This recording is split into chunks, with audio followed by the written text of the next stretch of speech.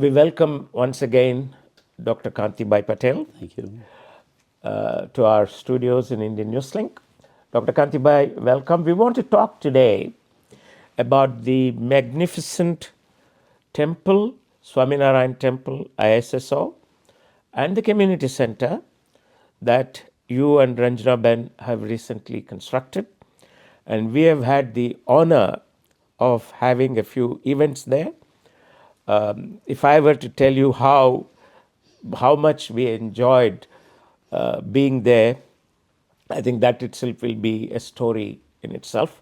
Before we come to that, please tell us something about the Swaminarayan concept of Swaminarayan. We have written about it since we were a part of your journey in 2004, 2005 when the temple was constructed, and last year when the community center came. Tell us about this aspect of Kantibai and Ranjna Patel. Yeah, thank you very much, babe. I come from the family who are deeply into religious things. Right. When I came to New Zealand in 73, I had a very little understanding of the religious and the spiritual aspects of it. Obviously, when I was in India, when doing my study, there was a very little exposure I had it. But then what happened is, it was my father's death who tickled me. When was that? That was in 91. My father was a very religious, spiritual person In Gujarat? in Gujarat. And he met an accident Oh. in India. And before his death, he was in New Zealand with me. And his last word was this was in Gujarati, he said, he gave me an advice, "Bhai, don't do anything wrong so Yamaraja can't come with his doot to you. Make sure Vishnu Parsad comes to take you." I couldn't understand a word of it. But at his deathbed, I felt I had to do something. I had to learn about it. And I don't know what happened. 6 months later, I had a call from the head of the Swaminarayan sect, the family member, the original Swaminarayan Sampradaya. And the head phoned me and he said he wants to come to New Zealand for just a holiday. Oh. I have no idea. He doesn't know where he got my address. It's all ordained. Just something. So when he came to New Zealand, obviously I was just very casual in a lot of ways because I didn't know the formality and all those things. And he was not at all pushy or in that line. But he stayed with me for 6-7 days. And he did mention to me that, please, when you get a chance, read Bhagavad Gita or some spiritual book, 1 page a day. And I felt I should do something. Okay. But before that, what happened was, Mr. Roshan Nahuria and Dr. Raj Agnihotri, they both came to me and said that we want to build up a temple In Balmora. in Balmora. And so I, myself, three got together and we started the foundation. So we built up a temple and there was running and all those sorts of things, but there was no deep understanding or anything in that line. So then suddenly what happened was, when my master, this spiritual master who came to my house and stayed with me, and then I had an occasion to employ one acharya. And I employed him full time for 10 years. In the clinic? No. I built up a small, in Manuka, small hall type of a thing, 70 meter. Okay. And his job is to give us a lecture on Vedanta, Bhagavad Gita, and Vachanamrut. Okay. So he used to give a lecture 3 times a week. And constantly for 10 years I attend that. So you were his employer? Yeah. And at the same time, I had a connection with this, my master, who under him there were nearly 3,000 sons in India. And they're very well learned. So they used to give me all those, send me all the materials, plus this local acharya used to give me, teaching me. So I understood little bit about our philosophy. And I felt that, well, look, there is a bit more than that, just practice itself. Because practice was a social worker and all working and all those sorts of things. So that led me to find a place, build up a temple. And that encouraged, that's how I started the temple. So you found this place in In Papatoetoe. a place of Papound. It was an old church, run down church. I remember that part, yeah. I attended the groundbreaking ceremony. That's right. So Ranjana ji started taking interest in the temple along with you? Yes, she was, when first 10 years she was not at all interested. She was not coming at all. It is 91 to 2001. Yeah, 2001. But in 2001, my master's wife came down, which we called as Gadiwada, and she met her. And I remember they were only here for one day. Oh, Okay. And in the evening, Ranjna told me, I was impressed with Gadiwada, and I'm going to. And next day onwards, she started developing interest. So from 2001 onwards, she was developing serious interest into it and all that. right. So the temple was the first step towards your greater involvement. That's true. How did the community center part of it come about? Okay. So when we built it, it took me 4 or 5 years to build up the temple. I Because, remember we had a big event and we even brought out a special feature yes, I remember that. So when we built it around that 2000, Maharaj had come. Maharaj, okay, that's right. So when we built it up in 2008, we thought this is enough. We have got nearly 700, 800 square meter of building. It has got all the facilities.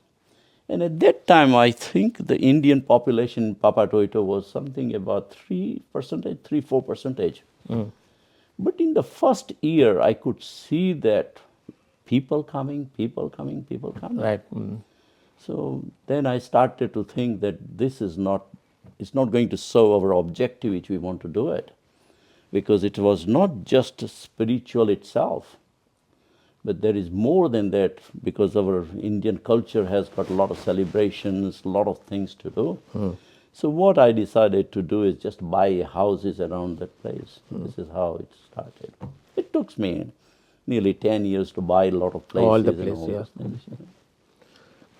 So this temple that you have created has, in one way, it has increased the number of people coming to pray, and secondly, the center itself is taking a lot of activities. You have, like Ranjana ji was telling us earlier, activities for women, activities for men. You have prayers sessions. Prayers.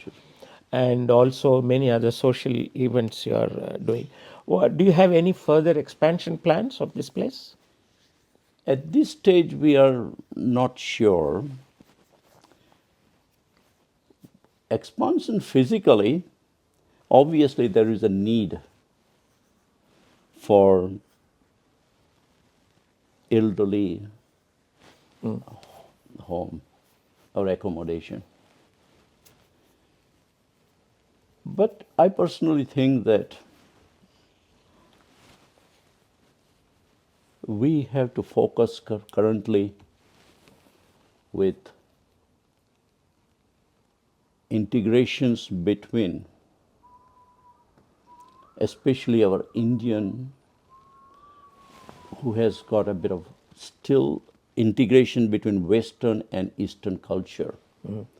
So if we want to do more, I think it's an integrations of the youth, because both culture has got more and more to offer. And I think if I got more energy, I would like to focus more onto that particular part. How can you give us an example so that we can try and be a part of it with you? Yes, well, I can see personally, in personal experience, because I have got 8 grandchildren Yeah. Of different cultures. of different cultures. Yeah. And I personally think, this is my personal experience, we need, like what I did in medicine, put up an infrastructure. Here also we have to understand the need of those, my grandchildren. I can't be pushy with them.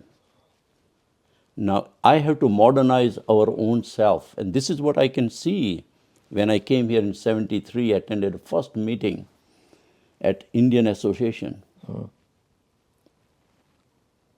We have to modernize it. We have to develop a language to communicate. We are doing very good in sports, but that's just not good enough. Right. We have got more than sports, more than physical. And this is not just a mental, physical, social community.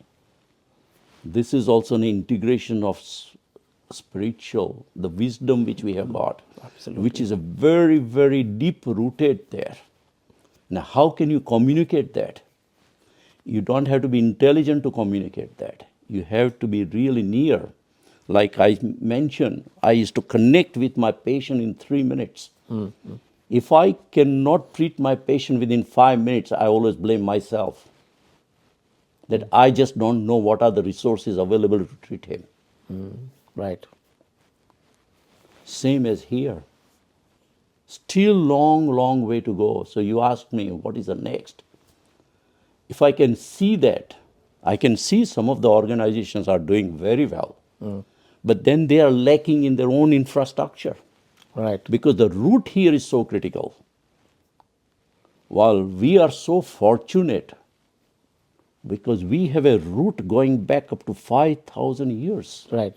An original.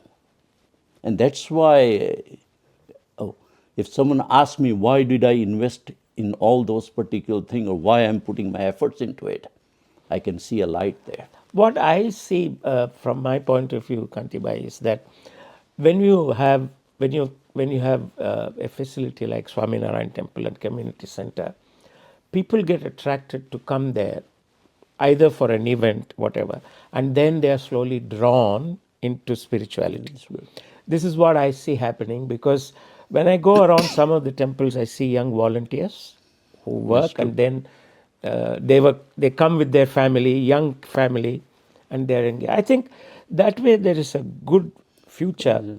And I think around the world, the Swaminarayan movement is becoming stronger.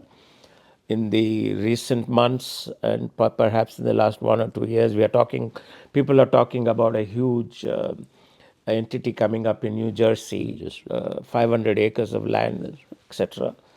So we would like to be involved with you, and especially because we are very passionate about bringing in young people into all aspects of social, economic life. So we are very grateful to you, Kantibai.